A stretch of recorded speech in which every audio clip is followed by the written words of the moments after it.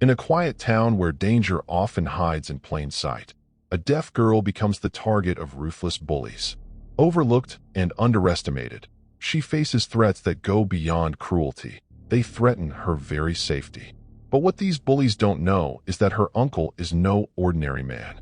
A feared Delta Force medic with years of tactical expertise and combat experience. He returns to protect his family and his community. What follows is a high-stakes battle of strategy, skill, and unyielding resolve. A story of courage rising from the shadows. Before we dive in, let me know in the comments where you're watching from. I love seeing how far these stories reach. And if you're new here, hit that subscribe button so you don't miss tomorrow's special video. I guarantee you won't want to miss it. Now let's jump in. In a quiet suburban town where nothing ever seems to happen, 12-year-old Emma Carter walks home from school alone. The streets are familiar, but they offer no protection. Emma is deaf. Born without the ability to hear, she's learned to navigate the world in silence. Her parents, both working abroad on humanitarian missions, left her under the care of her elderly grandmother. Her life, until recently, was peaceful. But peace never lasts when predators find easy prey. A small gang of local teenage bullies, led by Kyle Mercer, has been targeting Emma for weeks. They laugh at her, push her, steal her backpack, and write cruel notes she can't hear them read aloud. Kyle's father, a mid-level enforcer for a regional criminal syndicate known as the Stone Vultures, gives Kyle a sense of power far beyond his years. And Kyle abuses it. Emma's world grows smaller each day. No one steps in. The teachers look the other way. The neighbors dismiss it as kids being kids. But bullying isn't a harmless game when the victim can't even hear it coming. One day, after another humiliating encounter where Kyle shoved Emma to the ground and scattered her books across the street, she silently gathered her things with trembling hands. Across the road, an old pickup truck rolled to a stop. The driver watched. His name was Logan Carter, ex-Delta Force, former battlefield medic, known in certain classified circles as Doc Reaper, a man whose reputation was built not just on saving lives under fire, but on eliminating threats with surgical precision. He hadn't been back in this town for years. The scars on his body were matched only by the weight in his eyes. He came home to take care of his mother, but what he found was a war brewing right on his family's doorstep. Logan's boots hit the pavement as he crossed to his niece, who clutched her notepad, her primary way of communicating, close to her chest. Her hand signed frantically. "Why are you here? Grandma said you wouldn't come." Logan crouched to her level, signing back with steady hands. "Plans change. I'm home now, and I saw what they did." Emma shook her head, signing quickly. "It's okay. They always do this." His response was ice cold. "Not anymore." Logan's eyes tracked Kyle as the boy walked away with his gang, laughing, unaware that their days of unchecked cruelty were numbered. Later that evening, Logan sat alone on the porch, watching the sunset fade behind the hills. His fingers absent-mindedly traced the scar along his forearm, a souvenir from a mission gone wrong. But here, this wasn't war. Or maybe it was. He pulled out a small tactical notebook, flipping through old scribbled plans, pressure points, chokeholds, rapid subdual techniques. The enemy might be different now, but the method was the same. Observe, plan, neutralize. And he was already 2 steps ahead. The next morning, Logan walked Emma to school. His presence alone disrupted the routine. The bullies kept their distance, but he could feel their eyes watching, calculating. Kyle Mercer wasn't the type to give up. Kids like him, with a taste for power, always regroup. As they reached the school gates, Emma signed quickly. "You don't have to stay. I can handle it." Logan signed back, a faint smirk curling at the edge of his mouth. "It's not about handling it. It's about changing the game." With a reassuring nod, he watched her walk inside before he circled back to his truck. The quiet of the town belied the rot underneath. Logan didn't believe in coincidence. Kyle's aggression wasn't random. It was systematic, enabled by adults who didn't care or were too afraid to intervene. Worse, Kyle's father, Rick Mercer, was connected to the Stone Vultures, a criminal syndicate specializing in extortion, muscle for hire, and territorial dominance. Logan had crossed paths with their operations years ago. They were sloppy, but dangerous when cornered. Logan spent the rest of the day gathering intel. He started with Kyle. He watched from a distance, noting the boys' routines, where he met his crew, what routes they took, where they stashed their stolen goods. Logan was methodical, mapping their movement patterns with precision. By noon, he moved to the next piece, Rick Mercer.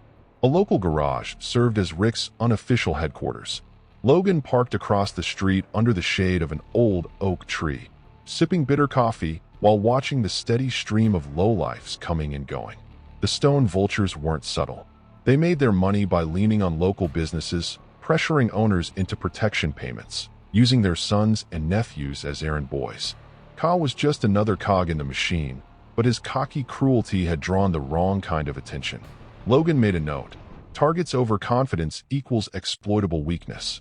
Back at home, Emma sat beside him at the kitchen table, flipping through her sketchbook.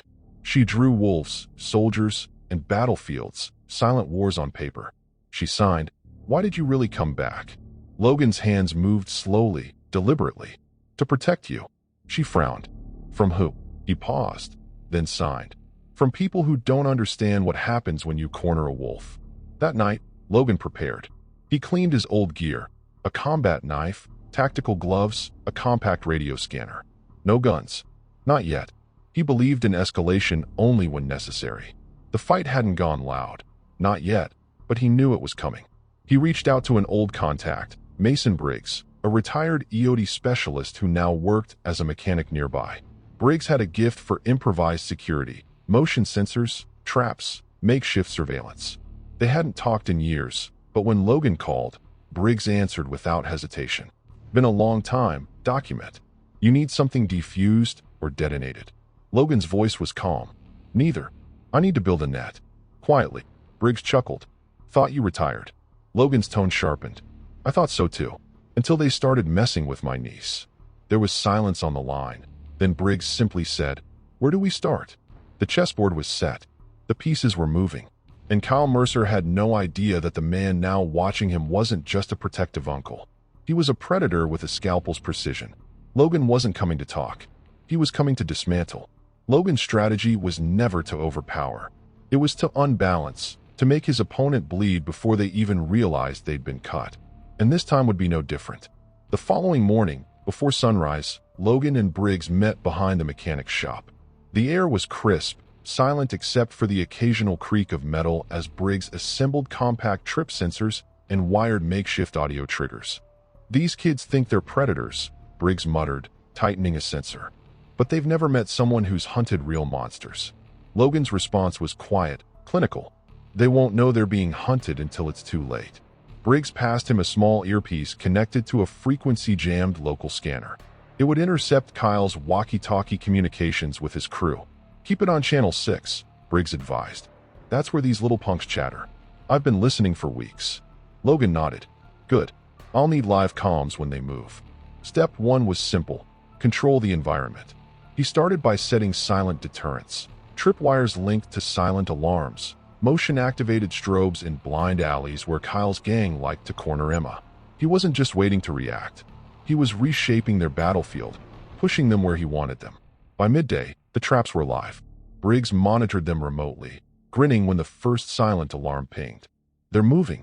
Logan followed from a distance as Kyle and his boys circled Emma's school, expecting the same easy target.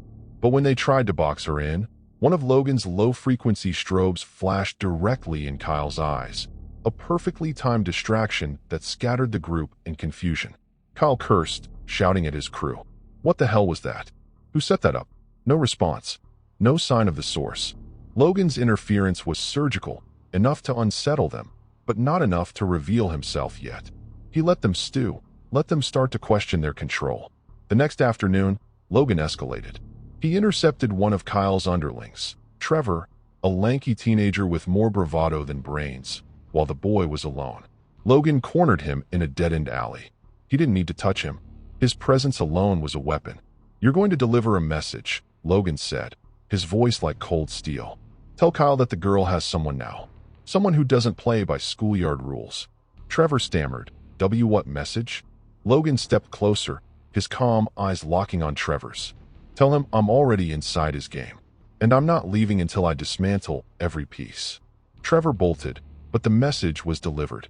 By nightfall, Kyle was restless. The streets he'd ruled now seemed claustrophobic, filled with eyes he couldn't see.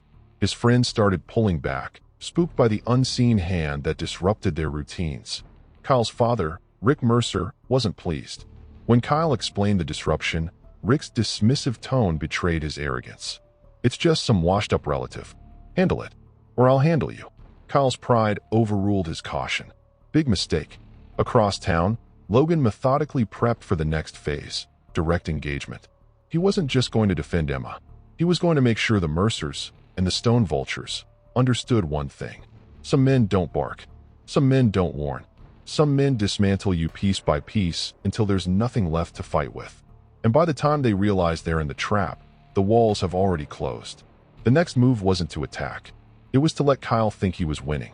Logan knew this type. Young, overconfident, desperate to save face. Kyle would try something bigger to reassert his control, and Logan was counting on it. Briggs installed a discreet drone relay to provide overhead visuals of the routes between Emma's school, the park, and the convenience store where the Bullies often lingered. The town's narrow streets and predictable choke points were perfect for controlled engagements. Logan plotted every route Emma could take, every intersection, every alleyway with cover. He was tightening the noose without anyone realizing it. That afternoon, as Emma walked home, Logan kept his distance, monitoring the drone feed and the intercepted comms from Kyle's crew. Kyle's voice buzzed through the earpiece. "Positions. She's alone. Cut her off at 3rd Street. Logan's grip tightened on the receiver. He stayed silent. The gang moved fast, expecting the same helpless girl they'd always bullied. But as they turned the corner, their ambush point was blocked. 3 construction dumpsters had been deliberately repositioned to form a bottleneck. "What the?" Kyle barked. Trevor's voice cracked through the radio. "She's moving fast." She changed routes. They tried to adapt, but Logan had already planned Emma's alternate path. He had mapped escape lanes with precision, quietly guiding her via hand signals they'd rehearsed the night before. She turned down a side street, disappeared through a temporary maintenance gate Logan had unlocked hours earlier. By the time the Bullies reached the corner, Emma was gone. "Split up," Kyle screamed, but they were chasing shadows. Logan intercepted Kyle's second-in-command, Bryce, the only one bold enough to pursue Emma solo. Logan moved silently, cutting through back alleys until he was 2 steps ahead. Bryce never saw him coming. Logan appeared from the side, his hand closing around Bryce's wrist in a rapid lock, twisting until Bryce was on his knees. "Where's the fun now?" Logan asked calmly. Bryce gasped in pain, too shocked to respond. "You'll deliver another message," Logan whispered, tightening the pressure point until Bryce's legs trembled. "Tell Kyle he's predictable. Tell him the streets aren't his anymore." Bryce whimpered. Who are you?" Logan leaned closer, his voice like a scalpel. "I'm the consequence you didn't calculate." He released Bryce, who bolted without looking back.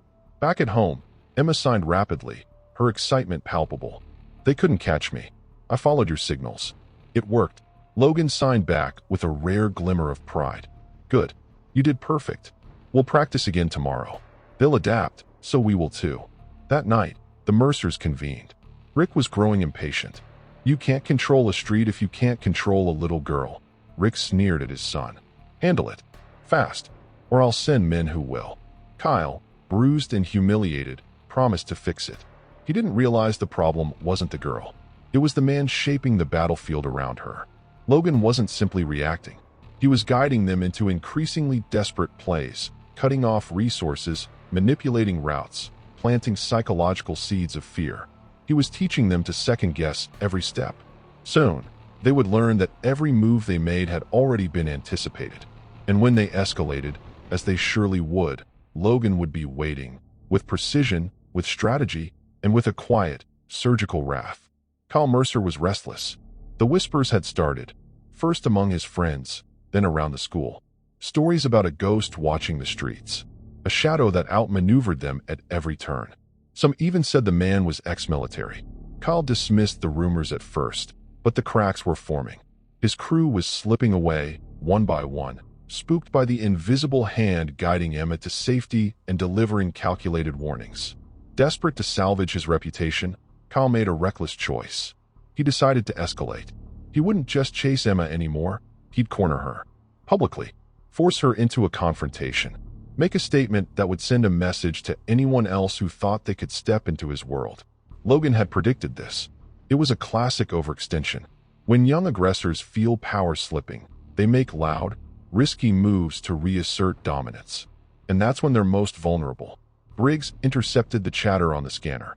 "Big play tomorrow," Briggs relayed. "Kyle's pulling in muscle. Out-of-towners. Not his usual schoolyard punks.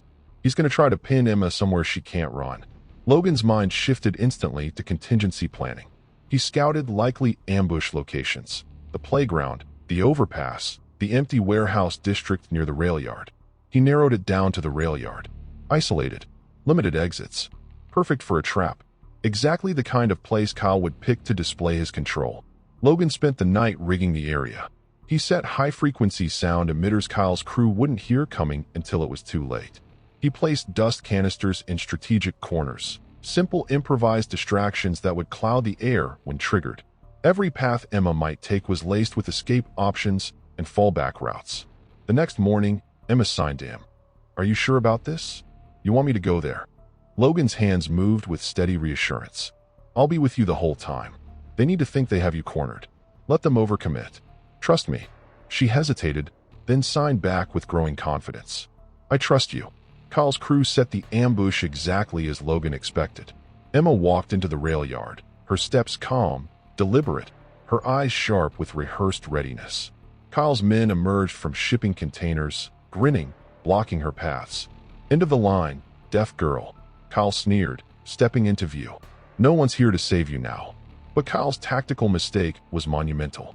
He had surrounded Emma, but only in ways Logan had allowed. Hidden speakers activated, flooding the area with high-pitched pulses that scrambled Kyle's radios. The gang's backup lost communication instantly. Emma pivoted, signaling with subtle hand movements. Logan, watching from the adjacent building through a scope, triggered the dust canisters. Plumes of thick, choking dust burst around the gang, disorienting them. Emma sprinted, cutting through the exact lanes Logan had planned. Kyle coughed, barking orders that no one could hear over the screeching frequencies and the chaos of the dust clouds.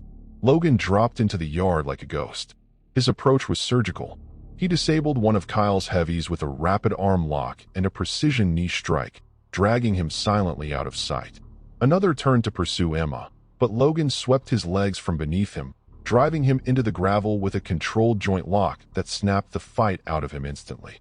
Kyle finally realized he was losing his crew, one by one, without even seeing the man dismantling them. In a panic, he bolted toward Emma's escape route. But Logan was already there. He stepped out, calm, unarmed, as Kyle skidded to a stop. "You," Kyle seethed, piecing it all together. "You've been doing this. You think you're some hero." Logan's voice was ice. "No, I'm just the correction to your miscalculation." Kyle charged. Logan sidestepped with precision, catching Kyle's arm mid-swing and redirecting his momentum into the gravel. Kyle gasped, struggling, but Logan pinned him effortlessly. "You're done here," Logan said, tightening the hold. "And your father? He'll know what happens when his shadow games spill into my family's life." Kyle spit blood onto the ground. "You think he's afraid of you?" Logan leaned in, whispering like a blade. "He should be." Logan released him, stepping back as Emma reappeared behind him, safe, unharmed, and stronger than she had been days before. Together, they walked away, leaving Kyle bruised, humiliated, and terrified. But Logan knew this wasn't the end. Kyle's father would come next, and that battle would require even sharper tactics. The game was far from over. Kyle Mercer returned home battered, humiliated, and boiling with rage. His father, Rick Mercer, sat across from him in their lavish, wood-paneled office, a space bought with blood money and backroom deals. The Stone Vultures didn't tolerate weakness, and Rick wasn't about to let his son's failure stain their name. "You got outplayed by a washed-up medic?" Rick's voice dripped with venom. Kyle clenched his fists. "He's not just a medic, Dad. He's something else. He was waiting for us. He knew our moves before we made them." Rick slammed his whiskey glass down, the ice rattling with finality. "I don't care if he's God's personal bodyguard. You failed. Now I have to clean up your mess." He made a call. Within hours, professional muscle arrived in town. Stone Vultures enforcers, real ones. Men with criminal resumes, not teenagers playing gangsters. They weren't here to scare school kids. They were here to neutralize problems. Logan expected this escalation. He monitored the new arrivals, hardened syndicate operatives with cold eyes and disciplined movements. These weren't local thugs. These men had seen real fights. Briggs scouted their convoy entering town. Bad news, document. These boys move like they know what they're doing. Logan was already charting countermeasures. Good. I'm tired of babysitting amateurs. His first move was to gather intel. He followed one of the Vulture's tacticians, Vince Cordova, to a rundown motel on the outskirts of town. Logan didn't approach. He simply listened, intercepted comms, and built a profile. Cordova was sharp, cautious, and came with a reputation for rooting out tactical defenses. Unlike Kyle, this man wouldn't fall for simple misdirection. Logan adjusted his playbook. He couldn't rely on the same environmental traps. They would sweep for those now. Instead, he shifted to psychological disruption. He began to pick apart their supply lines. Quietly, the Vulture's vehicles were sabotaged in the night. Brake lines severed, fuel siphoned, communication hubs jammed. Logan planted seeds of paranoia, stolen maps, missing equipment, perfectly timed accidents that eroded their confidence. Cordova realized quickly, this wasn't just local resistance. Someone with military-level experience was dismantling them. The syndicate doubled down. They posted sentries at Emma's school. They followed Logan, attempting to track his patterns. But Logan never gave them a fixed routine. He varied his routes, used decoys, and employed local safe houses Briggs helped prepare. Meanwhile, Emma continued her training. Every evening, Logan walked her through escape drills, situational awareness, and basic self-defense adapted to her capabilities. She signed to him one night, "They're not just boys anymore." Logan signed back, "Good. I don't like wasting time on boys." Emma smirked, a rare, fleeting moment of humor that reminded him why he fought. But the noose was tightening. One night, as Logan left the safe house, Cordova's men cornered him in an alley. 3 enforcers, armed and ready. Cordova's voice echoed from behind them. "You're good, Carter, but you're just one man." Logan assessed the spacing, the cover, their formation. "You're right," Logan said calmly. "But one man is enough to fracture an empire if he cuts the right beams." Cordova admired the bravado. "The Vultures are bigger than this town. You can't protect the girl forever." Logan's expression hardened. "I don't need to protect her forever. Just long enough to gut your operation and make you pull out." Cordova gestured. "Take him." The fight erupted fast. Logan slipped into the closest enforcer's guard, delivering a vicious elbow strike to the jaw, immediately following with a disabling arm trap that snapped the man's shoulder out of socket. He pivoted, using the downed enforcer as a human shield as the second man lunged. Logan's boot connected with the second man's knee, driving him to the ground with surgical precision. The third enforcer hesitated just long enough for Logan to close the gap, delivering a palm strike to the throat, collapsing the man's airway. Logan's breathing remained steady. Cordova didn't intervene. He simply smiled, watching his men writhe in the dirt. "You're a problem," Cordova said, turning away. "But even the best men get tired. I'll keep the pressure on. Let's see how long you last." Logan watched him disappear into the night, already calculating his next move.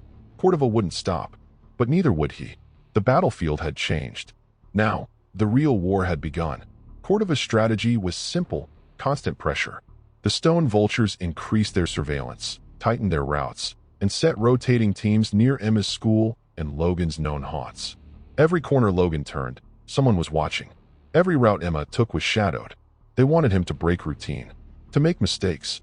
But Logan didn't have a routine. That was his routine. He shifted Emma's escorts daily. Sometimes he walked her. Sometimes Briggs trailed nearby. Occasionally, Logan sent a local contact, Mrs. Alvarez, a retired postal worker with sharp eyes and a concealed taser. Emma's security was a rotating defense net, unpredictable and fluid. Cordova's frustration grew. The syndicate's problem wasn't just Logan's skills, it was his adaptability. He wasn't fighting like a soldier. He was fighting like a tactician who expected to be outnumbered. Briggs grunted over comms one afternoon. "They're getting sloppy. Cordova's got him stretched too thin." Logan replied calmly. "They're not sloppy. They're desperate. Keep tracking. I need to know when they deviate." The deviation came sooner than expected. Logan intercepted a transmission. Cordova was planning a hard strike. targeting Emma directly at her grandmother's house. No more subtlety. No more cat and mouse. They were going to storm the home. But that's exactly what Logan wanted. He and Briggs prepped the house in less than 6 hours. Reinforced entry points. Motion-triggered flashbang decoys. Furniture repositioned to create funnel points. Bottleneck zones were laced with trip hazards and makeshift barriers. Every inch of the house was now a tactical trap. Emma's grandmother was quietly relocated to a neighbor's house under the guise of a friendly sleepover. By midnight, they came. 3 black SUVs screeched to a stop outside the house. Cordova's men breached the front door with crowbars and short-barreled shotguns, expecting a quick extraction. Instead, they triggered Logan's first defense layer. A sudden flashbang ignited in the narrow entryway, disorienting the lead man, sending him sprawling over a chair Logan had bolted to the floor. The second operative tripped on a low-placed steel wire, slamming into the wall. Logan struck from the shadows. He disabled the first intruder with a swift chokehold, pressing his carotid just long enough to drop him unconscious without a sound. Briggs, stationed at the rear, cut off their retreat by blocking the back exit with his truck. The remaining 2 enforcers regrouped inside the living room, but the furniture was arranged to corral them into a tight kill zone. Logan entered the room with controlled steps. Calm, unarmed. The enforcers leveled their weapons. Logan didn't flinch. "You can shoot," he said coolly, "but you're standing directly in front of a mirrored panel. My partner's laser sight has been on your head for 10 seconds. It was a bluff, but it didn't need to be true." The enforcers hesitated just long enough. Logan surged forward, disarming the first man with a wrist-lock disarm and pivoting to deliver a crushing knee strike to the second's abdomen. Seconds later, both were on the ground. Cordova's plan had failed. Again, Logan left one conscious, whispering coldly into his ear, "Tell Cordova. He's playing chess. I'm playing demolition." By dawn, Cordova was livid. 2 failed operations. For incapacitated men. No traceable patterns. No usable leverage.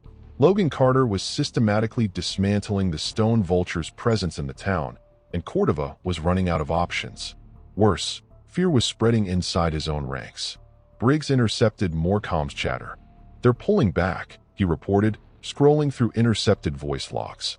"Some of the out-of-town muscles bailing early. They don't want to keep playing this game." Logan's response was steady. "Good. Break their cohesion. Fear is more corrosive than fire." Cordova wasn't about to walk away. He made one final call to Merrick Salvo, an independent contractor. Ex-private military. Cold. Efficient. Merrick had no syndicate loyalty. He worked for results. Cordova's instructions were clear. "I don't need another bruiser. I need someone who understands how to break a tactician." Merrick was perfect for the job. Logan knew the name the moment Briggs flagged his arrival. Salvo was notorious in certain circles, a ghost hunter specializing in eliminating problem operators like Logan. Unlike Cordova's hired guns, Merrick would study, adapt, and counter. The game had shifted again. This wouldn't be a contest of muscle. It would be tactician versus tactician. That same afternoon, Logan spotted Merrick trailing him. Deliberate, visible, not even bothering to hide. A message. Logan didn't change course. Instead, he sat at his usual coffee shop, knowing Merrick would follow. He left a folded note on the table when he exited. Merrick collected it. "You're not the first. You won't be the last. Let's see if you can finish the puzzle." Merrick smiled faintly. The challenge was accepted. The next 48 hours became a brutal chess match. Merrick studied Logan's safe houses, intentionally triggered old motion sensors to force Logan to burn fallback routes. He severed supply caches. Logan responded by feeding Merrick false intel, leading him into decoy traps that wasted precious time. Both men anticipated the other's next 3 moves.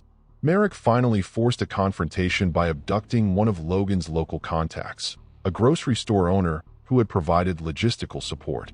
It wasn't random. It was Marek's message. "I can get to your support." Briggs was rattled. "You want to move him? Set up a hit on Merrick." Logan shook his head. "No. If we move now, we play into his timeline. He's baiting us. We let him think we're hesitating." Briggs frowned. "So what? We just leave the guy in their hands." Logan's voice was cold. "No. We set up something he won't expect." Logan's plan was layered. He arranged a fake meet, public, traceable, where Merrick would expect Logan to show up under pressure. But instead, Logan used Briggs to execute a synchronized, multi-point interference maneuver. While Marek's eyes were on the meat, Logan breached the safe house where the hostage was held, disabling Marek's perimeter guards with silent takedowns and extracting the hostage with precise timing. Marek returned to the safe house minutes later, finding only an empty chair and a folded note. "You're not the one dismantling me. You're part of what's already broken." For the first time, Marek hesitated. Logan wasn't playing to win battles. He was playing to crush the opponent's belief that victory was possible. And Marek just realized he wasn't chasing Logan. He was following exactly where Logan wanted him to go. Marek Salvo wasn't a man easily rattled. But Logan Carter had done something few opponents ever managed. He'd forced Marek off his timeline. Logan's extraction wasn't just a tactical victory. It was a message. "You're not dictating the pace. I am." Back at his temporary command post, Marek replayed every step, every feed, every intercepted signal. His men were competent, but Logan's precision had left them a step behind at every turn. Cordova wasn't impressed. "You've had your chance, Salvo. I hired you to break him." Marek's voice was flat, clinical. "Your problem isn't Carter. It's you. You underestimate him. You kept sending amateurs." Cordova sneered. "And what's your excuse now?" Marek stood, calm but deadly. "You sent me to dismantle a tactician. Turns out he's not just a tactician. He's a war fighter." Cordova leaned in, his patience thinned to nothing. "Then escalate. Hard. No more games." Marek's next move was brutal. He set a multi-layered assault, a simultaneous, three-pronged pressure campaign, a surveillance tail on Emma's school, an assault team shadowing Logan's known supply routes, a coordinated attack on Briggs' mechanic shop. He forced Logan to choose where to respond. But Logan didn't choose. He split his own assets. Briggs defended his shop with improvised explosive deterrents, a web of chain smoke bombs, tripwire-triggered alarms, and a cleverly placed collapsing scaffold that cut off the assault team's advance. He bought time, disabling one of the enforcers with a wrench to the collarbone. Meanwhile, Logan sent Mrs. Alvarez to quietly extract Emma through a lesser-known maintenance gate at the school. Logan had anticipated Marek's routes and sent decoys to trigger their tails, leading them in the wrong direction. Logan himself intercepted the team stalking his supply routes. The ambush was precise. He disabled the driver of the trailing vehicle using a spike strip he'd buried under loose gravel days earlier. As the vehicle skidded out, Logan exploited the panic, using smoke grenades to blind the enforcers.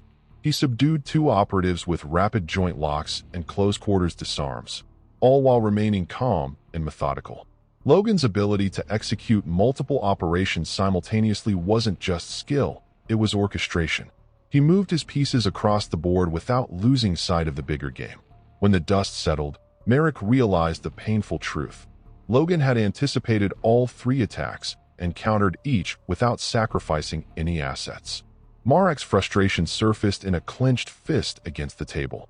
Logan left another note behind at one of the intercepted sites. "Stop forcing decisions. I've already made mine." Marek finally understood. He wasn't pressuring Logan into mistakes. He was playing into Logan's timeline. Briggs patched through a quiet radio message.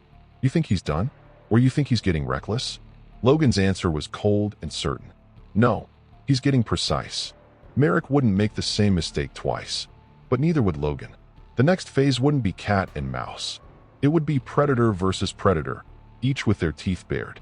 The next encounter wasn't going to be about running. Logan knew that. Marek knew that too. They'd danced enough. It was time to meet head-on. Marek adjusted his strategy. No more overextending. No more multi-point distractions. He recalibrated his team, trimming the dead weight and focusing on a precision strike team. For operatives, all ex-military, disciplined, and capable of rapid adaptation. No loose ends. No reliance on Cordova's clumsy enforcers. Logan welcomed the shift. He preferred a clean fight. Marek sent his message. "No more games. Just us." Logan's reply was simple. A time. A place. An abandoned grain warehouse on the town's edge. Briggs raised an eyebrow when Logan told him. "You sure about this? No support? Just you?" Logan calmly checked his knife's edge. "That's the point. If Marek's coming, I want him close. I want him committed." Emma, watching silently from the doorway, signed. "You don't have to do this alone." Logan's reply was steady. "I'm not. You're here. Briggs is here. I'm just stepping forward to close the circle. That night, the warehouse stood silent, surrounded by open gravel yards. No blind spots, no easy cover. It was the perfect place to settle this. Merrick arrived with his four-man strike team. He entered with calm precision, sweeping the corners, checking the rafters. No traps, no diversions. Just Logan, waiting. Merrick spoke first. "You really came alone." Logan's voice was measured. "That's what you wanted." One of Marek's men stepped forward, weapon ready. Logan raised a hand. "You can pull that trigger. But the moment you do, my friend across the hill detonates the truck parked next to your fallback vehicle." It wasn't a bluff this time. Briggs had eyes on the secondary exfil route with the dead man's switch in hand. Marek's eyes narrowed. "You're willing to kill us all?" Logan's stare was ice. "Only if you leave me no choice." Merrick signaled for his man to lower the weapon. A standoff. Tactical. Silent. Merrick circled. "You've been 3 steps ahead. But why keep the girl in this town? Why not just vanish with her?" Logan's answer was surgical. "Because this isn't just about survival.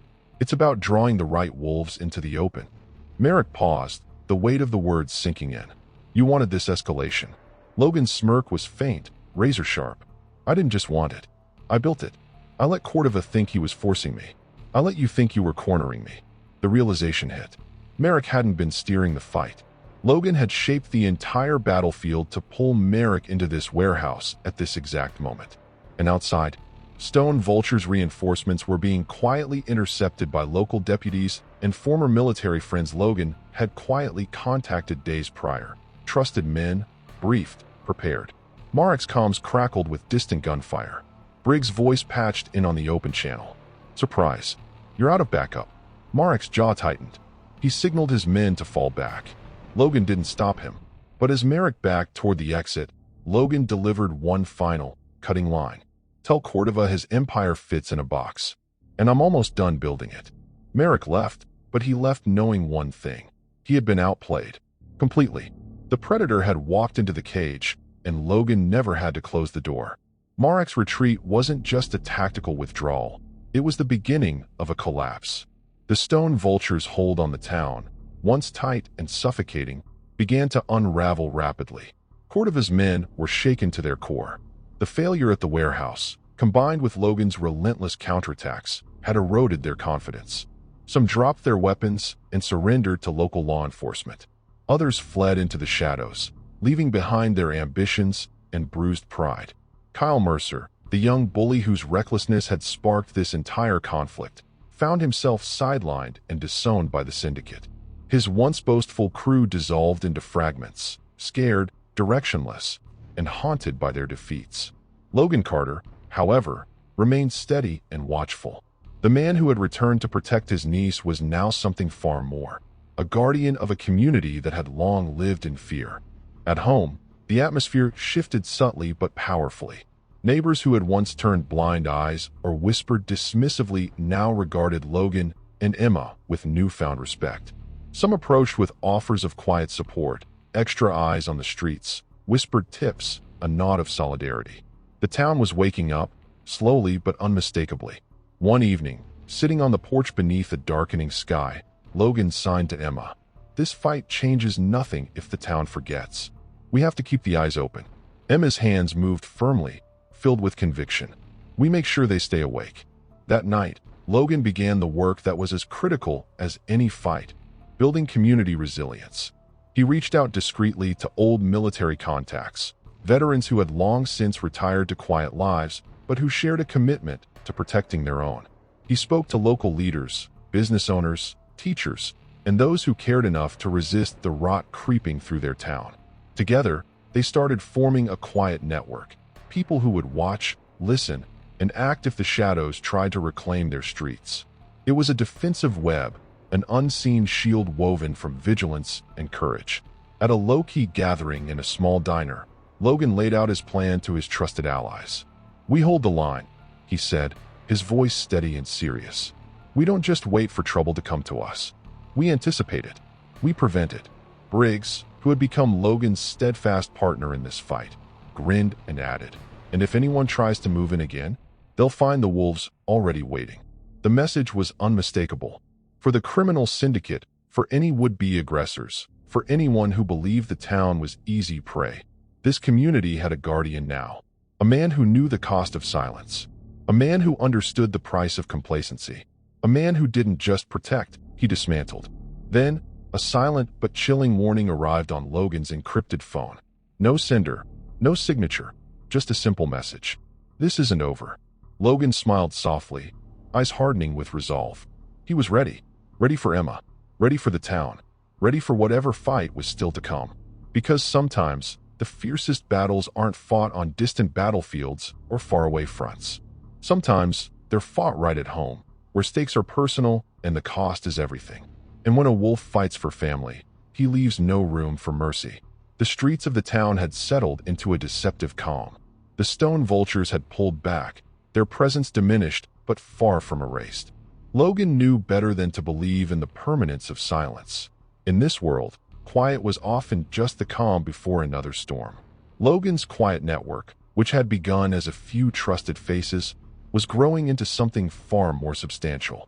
Former soldiers and local veterans, business owners with deep roots, school staff who cared about their students, and neighbors once indifferent now became a web of watchers. They shared information, reported suspicious activity, and looked out for one another. Areas that had once been easy prey for gangs and syndicates now had eyes in every window and ears on every phone line. Briggs took charge of logistics with the precision of a seasoned operator. He secured safe routes for Emma's school commute, maintained covert communication lines, and ensured their lines of supply and support remained unbroken. Behind the scenes, he was the backbone, making sure every move Logan and Emma made was supported and protected. Meanwhile, Logan devoted hours daily to Emma's training. It wasn't just physical anymore, it was tactical. He taught her how to think ahead, how to notice the subtle signals of danger, and how to make quick, effective decisions when seconds counted. Emma absorbed it all with a fierce determination. She wasn't the frightened girl from weeks ago. She was becoming a young warrior, cautious, confident, and fiercely capable. One evening, as the sky faded into shades of twilight, Logan's secure phone buzzed with an encrypted message from an old ally. The message was a warning. Syndicate movements were stirring in neighboring regions, linked to Rick Mercer's attempts to rebuild his power base. Logan read the message twice, then looked out over the quiet town he had fought so hard to protect. The fight wasn't confined to these streets anymore. It was expanding, evolving into a larger, more complex conflict that stretched across state lines. He shared the news with Emma and Briggs. They understood what it meant. Vigilance was not a burden. It was a necessity, a constant state of readiness. The community had awakened. The wolves had been warned. And Logan Carter? He was ready to stand guard in the shadows for as long as it took. Because protecting family and a town was not a mission with an endpoint. It was a lifelong watch. Months slipped by under the watchful eyes of Logan's growing network. The town's pulse steadied on the surface, but beneath the calm, subtle currents were stirring, whispers and ripples of danger that Logan refused to ignore. Rick Mercer was not defeated. He was regrouping, reassembling his fractured empire in shadowed corners beyond the town's reach. His influence stretched farther than anyone had anticipated. Logan began picking up the signs early, fragmented chatter intercepted over encrypted lines, tips from trusted contacts who watched suspicious activity in neighboring towns. Mercer's operatives were on the move again, embedding themselves like silent predators. They tested new territories, probing defenses, expanding their reach quietly but methodically. The calm the town had enjoyed was only the eye of the storm. Emma, having transformed over the months, since the shift too, her training evolved far beyond escape routes and self-defense.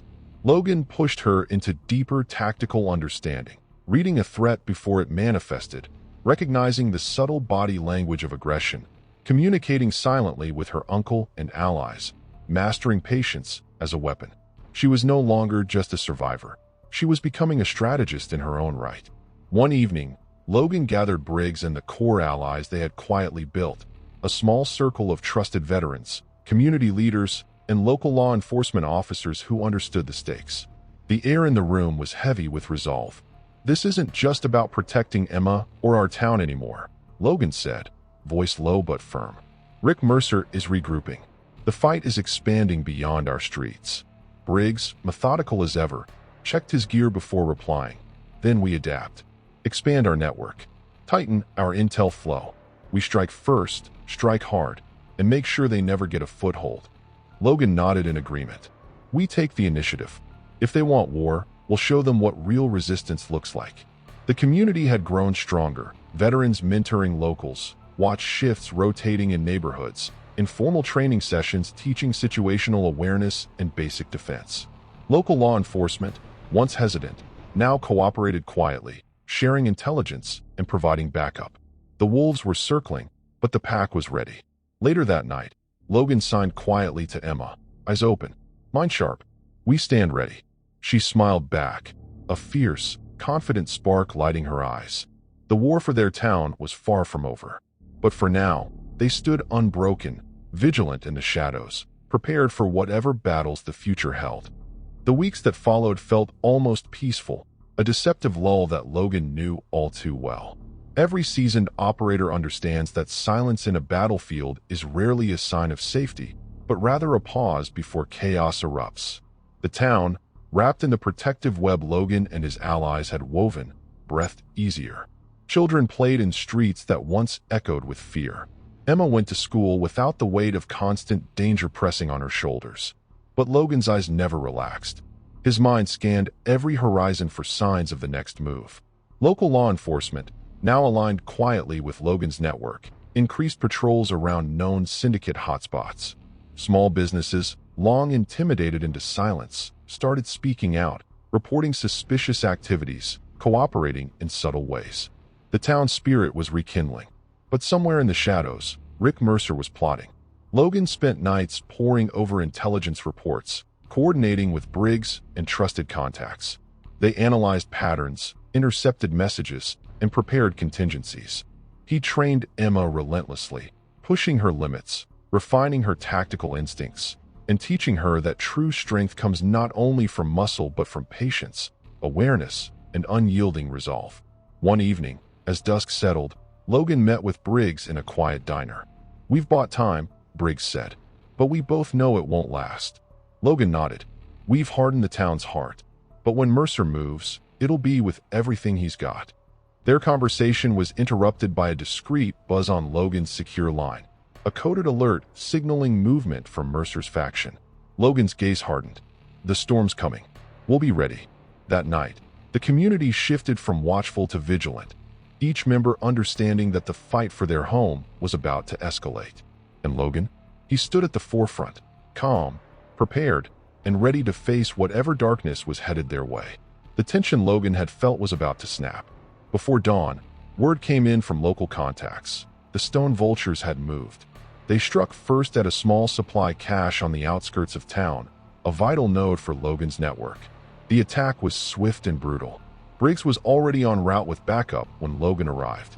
The site was a smoldering mess, crates destroyed, communications equipment smashed, and signs of a hasty retreat. But the attackers had left something behind, a mocking message scrawled in spray paint on a broken crate. "This is just the beginning." Logan crouched beside the debris, assessing the damage. The message was clear. Rick Mercer wanted the town to know the fight was far from over, and that he intended to escalate. Briggs lit a cigarette and shook his head. "They want to provoke us." Logan's voice was steady. "Then we give them a war they won't forget." Back at their command center, Logan and Briggs gathered their core team. Intelligence had pinpointed potential syndicate strongholds nearby. It was time to hit back, hard and fast. Logan's plan was surgical, a coordinated strike against multiple targets to disrupt Mercer's rebuilding efforts. They'd hit supply lines, safe houses, and key personnel, hitting the enemy where it hurt most.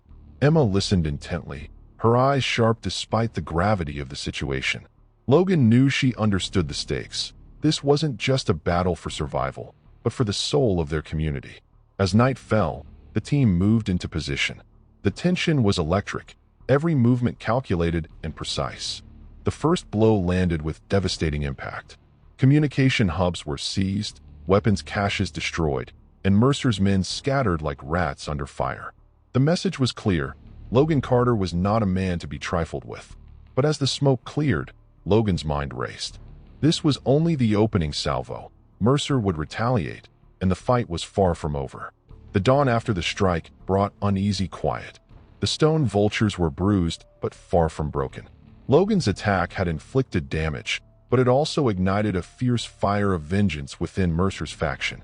Within hours, coordinated counterattacks rippled through the town. Supply lines were targeted again, this time with more brutality and unpredictability.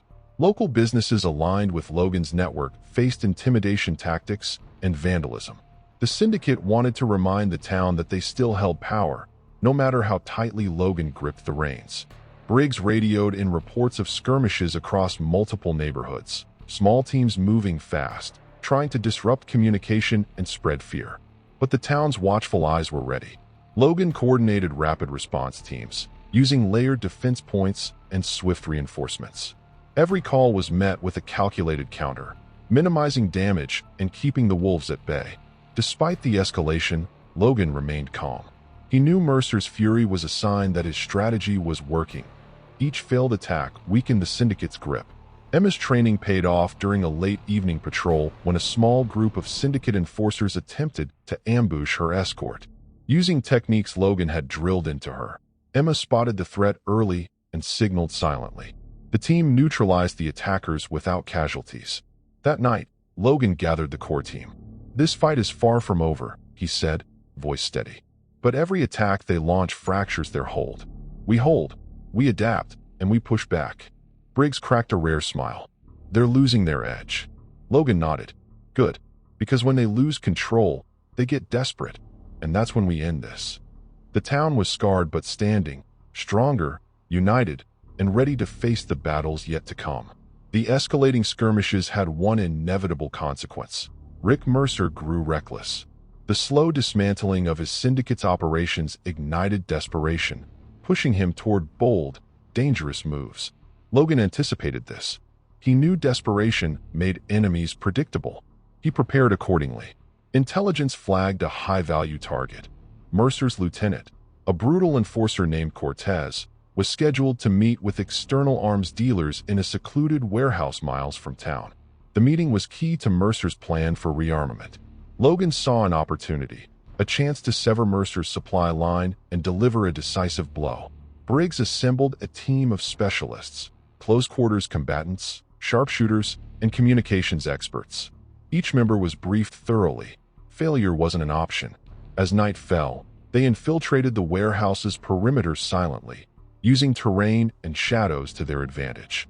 Logan coordinated from a nearby overwatch position, maintaining communications and overseeing timing. The assault was swift and precise. Silent takedowns eliminated sentries before the alarm could raise. Sharpshooters covered every approach. The team breached the meeting room just as Cortez arrived, capturing or neutralizing all involved. Logan's team secured weapons caches and intelligence documents, crippling Mercer's next phase. But the strike came at a cost. Briggs sustained a deep wound during extraction, a reminder of the battle's stakes. Back at the safe house, Logan applied field treatment with practiced hands, the calm medic beneath the warrior's exterior shining through. "This is it," Logan said quietly. "We're close to breaking their spine." Emma, watching, signed firmly. "We stand with you." The final gambit had begun. Mercer's syndicate was bleeding, and the wolf was ready to close in. The strike against Cortez marked a pivotal moment. Mercer's syndicate was fractured, disoriented, and bleeding from every direction. But Logan knew the endgame was never simple. Mercer's desperation had pushed him to darker depths, alliances with more dangerous players, unpredictable tactics, and reckless violence. The final confrontation wasn't just physical. It was a psychological battle for control over the town's future. Logan and his team fortified their positions. They coordinated with local law enforcement, community leaders, and trusted allies, establishing a unified front against the remaining threats. The town's residents, once isolated and fearful, became active participants in their own defense. Emma, growing stronger each day, became a symbol of resilience, her courage inspiring others to stand firm. Logan continued to train and prepare her, knowing the fight would shape the years to come. The decisive battle came in a stormy night. Mercer launched a last-ditch assault on a town center. Logan's team met them head-on with layered defenses, tactical precision, and unyielding resolve. Every move was calculated. Every decision weighed with the knowledge of what was at stake. After hours of fierce combat, Mercer's forces were broken. The syndicate's grip shattered, the wolves scattered. The town was free, but the price had been high. As dawn broke, Logan stood overlooking the town, wounded but unbowed. His message was clear to anyone who would threaten peace again. This community would stand, united and vigilant, against all who sought to exploit it. The fight for justice was never over, but with allies, preparation, and resolve, Logan and his family had forged a new legacy, a beacon in the shadows, ready to defend what mattered most.